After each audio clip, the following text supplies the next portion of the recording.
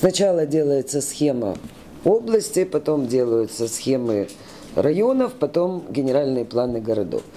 Одесса имеет генеральный план, безусловно, и он действует.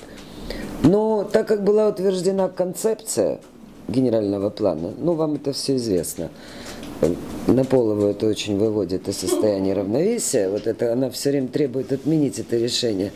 Она изучила вот этот вопрос.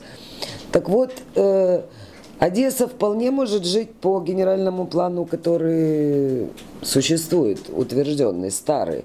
Но с учетом того, что много-много лет велась точечная избирательная застройка в соответствии с утвержденной концепцией, то сегодня застройка в городе Одессе не соответствует ни тому генеральному плану, потому что те же ближние мельницы у нас были в зоне сноса, все ближние мельницы, начиная с первой станции Черноморской дороги.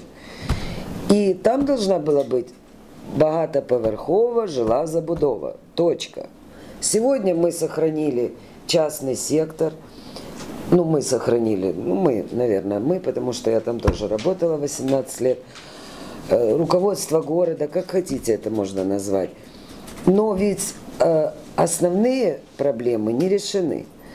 На сегодняшний день я уверена в том, что пришел нормальный, адекватный главный архитектор, который пытается соединить несоединимое.